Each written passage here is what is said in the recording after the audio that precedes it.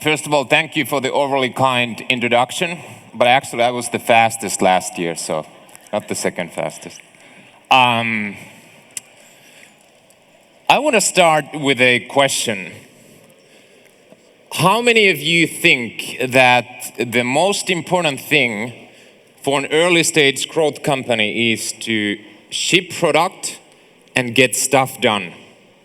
Raise your hand if you think that's the most important thing for an early stage company. Shipping product and getting stuff done for an early stage company. Is that the most important thing? So I have about third or half of the hands. So that's fantastic. And I used to agree with you, but actually today I totally disagree with you.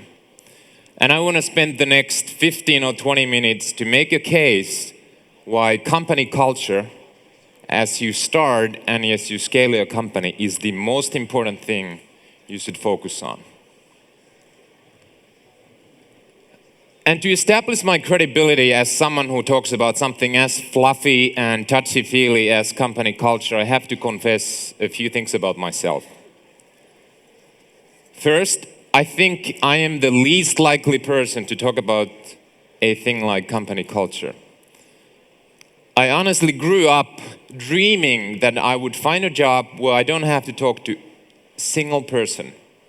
I could just work with machines. That was my dream. And my education certainly didn't help my case. I studied engineering physics here in Helsinki.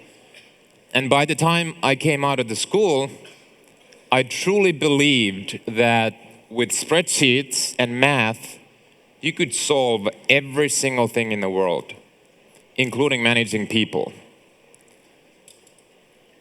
And I think I actually tried that with the first company that I started here in Helsinki in 2000, Matchem. I think the success or the lack of it of that company pretty much proves that it didn't work out. So with that, I hope that you trust everything I have to say about something as touchy-feely as company culture.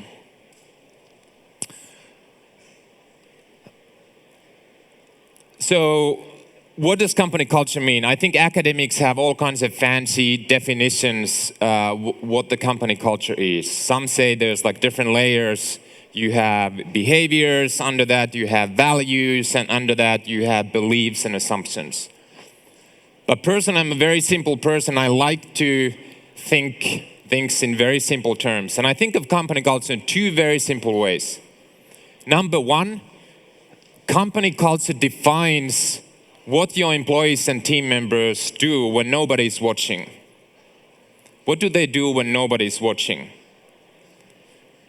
And by the way, at least I believe that unless you're building a peanuts packing company, you really don't want to be watching over someone's shoulder what they are doing. You want to hire the very best people and for the most part, step to the side and let magic happen.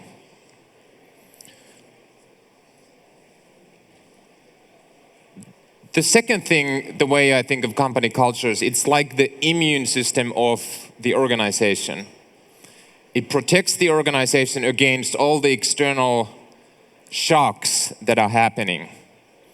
Whether you want those things to happen or not, shit hits the fan. Markets crash, competitors emerge, all kinds of external things happen. And if you have a strong company culture, it's like the immune system of a body that can protect your organization against that kind of external shocks. So that's how I personally think of company culture. Two simple ways. So how do you go and build a company culture? I think, and based on the hesitation in the beginning, most of you, when you're starting a company, it's not the first thing on your to-do list. Let's build a company culture. And it certainly wasn't for me either. Here's a picture from June 2005. This was around the time I was starting my company, Trulia. And things were out of control. Not out of control in a good way, but in a pretty bad way. And I know I'm smiling in this picture, but the only reason I'm smiling is Because I've learned in California that you smile even if you're sitting into your pants, someone's pointing you with a gun, you've just lost your girlfriend, you don't have any money, and your company's falling apart. And you still smile. And that's what I'm trying to do in this picture. Things weren't quite that bad. There were no guns and no shit involved. But pretty much everything else was happening. I did not have enough money to pay my rent that month, in the beginning of the month. I had about $100,000 in debt. I didn't have a long-term work visa to work in the US. I had just lost my fiancée. We're trying to scrape together the early prototype for Trulia to raise money with very limited resources. And we were meeting dozens and dozens of investors to raise money for the company. And every single one of the investors had said no up until this point. So do you think about company culture in a moment like this? My hope is that you actually do. And in fact, we had defined our culture already 1 or 2 months before this moment. And it wasn't because we were so smart and we knew company culture is going to be so critical along the way that let's define the culture. We actually defined it for very, very simple and actually selfish reasons.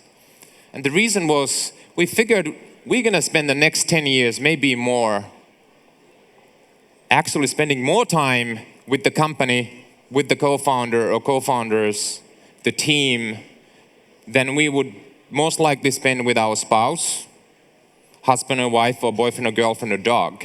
And by the way, if you don't believe that, just do the math. The wake-up hours you spend with your company, that's going to be more than you spend with your spouse, for sure. So very selfish reasons, we figured, why don't we define as founders the kind of environment where we want to hang out and spend most of our wake-up hours for 10 years. And if you're successful, that means 10 years, maybe even more. And I hope that all the startups here want to be successful. So what does the BOFFI means? That's actually a funny acronym we came up with to define our culture. B was for best idea wins. O, output matters, not input. F, feedback is continuous, the way we interact and share what we could do better. The other F for fun, and I for integrity. So my message to you is, the sooner you define your company culture, the more powerful it is, and the more it helps you succeed. And here's the trick. The moment you start something, you will have a culture. So it's your choice whether you define the direction to which you take your company or whether it happens by itself. So it's not a choice whether you will have a culture. You will have a culture. But I would encourage everyone to think about it consciously. What do you want your company to be in terms of its culture? So I think pretty much every company has values and mission and culture and all these, what some people would call bullshit bingo business words. All these fancy things defined and printed on the walls, and you go to meeting rooms and everything's nicely printed.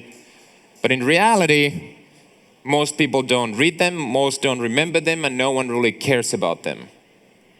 And I have a simple belief when it comes to running and building and scaling a business. Whatever is important to you, you have to do 2 things with it. You have to measure it, and you have to manage it. At least in my experience, things won't just happen unless you measure and unless you manage it.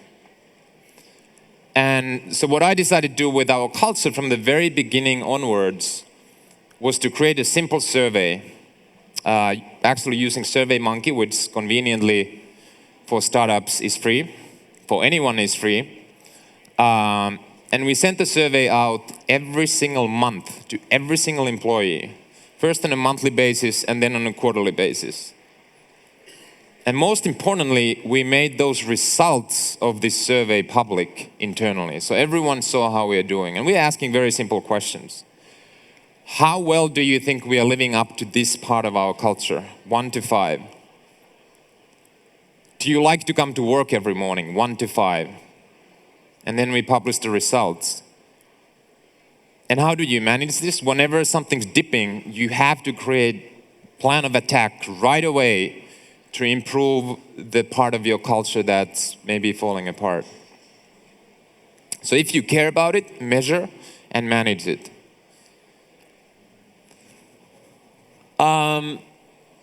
In my experience, and I hear this from a lot of other people as well, as you scale your company and you reach about 100 employees, that's one of the critical moments as you scale an organization. Once you have 100 people, it's very difficult to remember everyone's names. For me, that happened much earlier because I can only remember Finnish names. So in the US, it's been a little hard for me. But you don't remember everyone's names. And most certainly, you don't really have time to hang out with every single employee personally. So once we reached about 100 people, I noticed that, sort of subgroups started forming. The engineers, the sales guys, the marketing team, the management. And then I started hearing this B wasn't anymore best idea wins, but it was the boss's idea wins. And you can laugh about it. As a founder, I really felt like things are falling apart. We're failing. This is not the direction we want the company and the company culture go. So what did we do? We simply picked volunteers from all over the organization and said, let's scrap how we define our culture and values. Let's come up with who do we really want to be and revisit the values. It was like a 2 or 3 month exercise, not full time, hour there, hour here, and the group came up with who do we want to be going forward. Interestingly, the result was almost exactly the same that we had been for the first 4 or 5 years by then. But it was a very critical exercise because we got the buy-in from everyone. And needless to say, the BOFFI and the boss's idea wins basically went out of the window, which was a good thing. And we sort of got a fresh new start. So as you scale and you think of your company culture, if you notice that things are a little bit off the track, the sooner you can really pull it back, the way easier it is. As you can tell, I like Barbies. The other thing that I've noticed about building company culture is what you do is thousands of times more powerful than what you actually say. And even more powerful than what you actually write about your values, about your company culture. It's about 2-3 years ago, we decided to launch a new product line, which we knew is going to be very, very critical for the company's success over many, many years in the future. And one of the first things I was doing was building the team that is really going to attack the opportunity. And probably the most critical role in this team was a product leader role, a product manager, basically like a mini general manager at least in our company. And I found this fantastic candidate, MIT grad, computer science, several years as a product manager in a leading online travel company. She had started a company, being a CEO, founder of her own startup for 4 years. It was just perfect, both on paper and in person.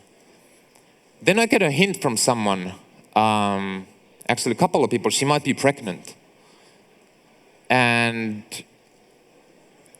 I was asking myself, or telling myself, there's no freaking way I'm gonna hire a pregnant girl into the company when the next 12 months is going to be 24/7, cranking this thing out. There's no way the product leader is gonna go for 3-month maternity leave 2 months after joining. It's just out of the question. And it took about a couple of days. I was sort of debating this with myself, and I was like, this is absolutely crazy. One of the values that we have, which define our culture, is people matters. And what that means for us is you come to office, you give you 100%, you work hard, you work smart, but we also want people to have holistic, fulfilling lives. And for some people that means playing guitar, some may run triathlons, and for some people that's a family.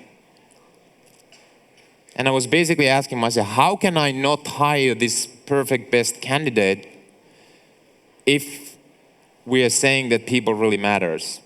So needless to say, I ended up hiring her, and it was a fantastic decision. And what I decided to do was actually share this internal struggle that I had with everyone, 200-300 people that we had at the time, telling the story to encourage everyone else to think about what they do will affect the culture and how closely is that aligned with who do we actually want to be.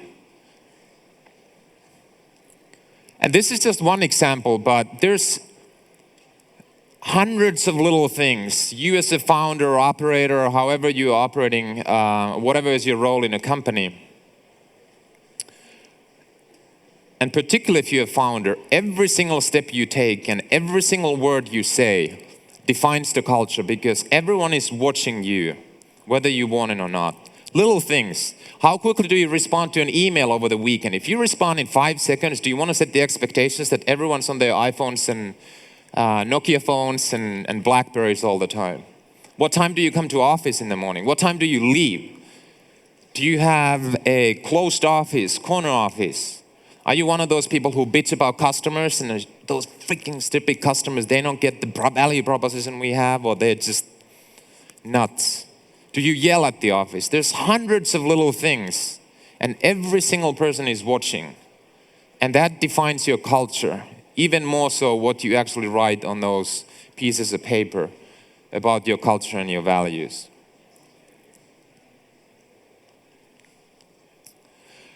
So what's the benefit of really focusing on the culture? Is this just fluffy waving the hands? I mentioned one of the ways I think of culture, the benefits is it's like the immune system for an organization. So towards the end of 2008, Lehman Brothers collapsed, the US economy collapsed, and the part of the industry or the economy that was hit hardest was the residential real estate industry.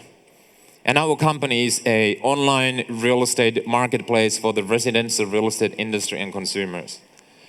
So a lot of real estate brokerage firms went out of business, which meant a lot of our clients went bankrupt. It was certainly not part of the business plan when we started 2004 or 2005 that this kind of external shock is going to hit the economy. So 2009 for us basically became a year of running through the Sahara, and unlike in the picture, with no water. That's pretty much how we felt. Fortunately or unfortunately, we had a small but very fast-growing startup just next to us in San Francisco, in 1 or 2 blocks away from our office. It was called Zynga. And most of you probably know the gaming company. It was printing about $1 million of cash per day at that point. And I bet everyone in our organization of about, I don't know, maybe we were 200 people, knew that. Meanwhile, we were running through the Sahara with no water. And to my knowledge, we did not lose a single employee during 2009, although the grass was definitely way greener on the other side of the fence, all sides of the fence. And I believe the key reason for that was the culture we had built that protected us against that kind of external shock. Another example of this immune system view of culture, this guy is called Nick. He wanted to leave, he's one of our key engineers, he wanted to leave and start his own company, maybe 3 years ago. And I never say no if someone wants to go and start a company. That would basically be pretty much against my own DNA and beliefs. He left, he started the company. Facebook acquired them pretty soon, so from that respect, quite successful. He worked there for about 2 months at Facebook. He left because he didn't like it. He decided to come back and join us, and he joined us. Why did he come back? His company had been acquired, he was working for Facebook. He came back because he said, Trulia was the best environment he had ever worked at.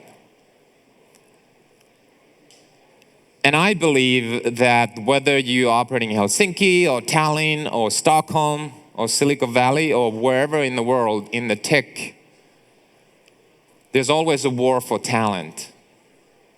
You want to find the best, you want to attract and retain the best talent. I believe that if you have the right kind of tight culture and choose the right kind of people, it can help you to achieve that. And that, Nick, is a good example of that. The other thing I mentioned was culture defines how your people behave when nobody's watching. So this is our first iPhone app. And 2007, 2008, when iPhone launched, and then soon thereafter, App Store, I don't think anyone seriously thought inside of our organization that people would be looking for homes and buying homes through mobile devices. Sure, we had email alerts, and a lot of people interacted with those and clicked back to the site and so on. But no one really believed, except one person. In fact, it was the same guy I had on a couple of slides earlier, Nick. He built our first iPhone app during the weekends on his own because he thought that's the right thing to do. He built it. No one asked him to do anything. We launched the app, and soon after it became the highest rated real estate app on App Store. Today, peak days, more than 50%, very peak days, more than 50% of all our activity is through mobile devices. People do these kind of amazing things when you create a culture. They do these amazing things whether someone's asking, sometimes even if you're asking them not to do, which pretty much was happening here. Another example of what I see as benefits of strong culture in terms of people doing things whether you are watching or not. A guy called Jeff, one of our key software architects, I think he hadn't taken time off for a year or so, and he was physically very tired. He wanted to take his family to Florida, wife and 2 kids. So they flew to Florida. The next morning, our site started freezing and crashing, and I don't remember how many users we had, somewhere between 10, 20 million uniques. It's a pretty big deal when you're a web company. All your revenues come through your site's freezing and crashing. No one asked Jeff to do anything. But basically, he spent the next 2 days on SSH, tunneling to our servers, fixing all the crap that was causing the system to crash and freeze. He was able to stabilize it, but it took a lot of work to actually fix the things that were causing it. So basically, for the 2 days of his 3 or 4 day break, I'm sure his wife and kids hated him. He was working on this stuff. No one asked him to do it. Why was he doing it? Because he thought it was the right thing to do. And I think that would not happen unless you have a very strong company culture that supports that kind of entrepreneurialism inside the company. All right, so I don't know if you believe me or if you believe in this, but I personally absolutely believe that company culture is something that's absolutely critical to any company's success. And you cannot, or you should not start building it and thinking about it later down the road once you reach some magic scale. You have to start thinking about it the day you start the company. Okay, I rest my case.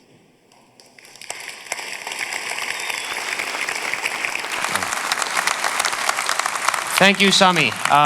We agreed we'd have time for a couple of questions, but nobody tweeted any questions.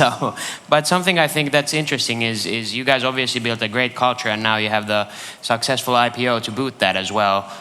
Would you like to maybe elaborate a bit on that experience as well, and then maybe coming back to company culture somehow from there? The IPO experience? Well, I guess the biggest thing to say is oftentimes people think it is like an end, or it's like that's the goal of a company. I always got this, or often got this question from people I was trying to hire, that what's your exit strategy? And I kind of laughed and rolled my eyes and said, we are building a company and a business. We don't have an exit strategy. We don't really care about that because we're building a company. If you are successful as a company, there will be opportunities for investors and others to basically benefit from the success. If you're not successful, you really don't have any options. So we've always seen what's the key thing we focus on is to build the business and build a long-term sustainable business. And as it relates to IPO, it's a wonderful, wonderful event, but it's basically just another step in the process. It's like a springboard that helps you to jump even higher. Or if you like driving cars, it's like going to a gas station and filling the gas tank with a little bit more gas. But obviously as an experience, it's a good party. Yeah. In many ways, culture probably isn't that planned either, and I think a lot of it comes back to reflect yours and Pete's personalities. How do you think like your personalities are reflected in the way Trulia works? I'm sure all the good things come from personality. Maybe a couple of things. One is, I do believe that as a leader of an organization, one thing is absolutely critical, which is authenticity. You can't create sort of a persona role. You kind of have to be yourself. Otherwise, no one's going to believe in you. And so if you behave like yourself, yes, part of the culture will look like you in many ways. However, there are a lot of things you can consciously decide how you do it. I mentioned some, like how quickly do you reply to emails? What time do you come to office? Do you yell at people?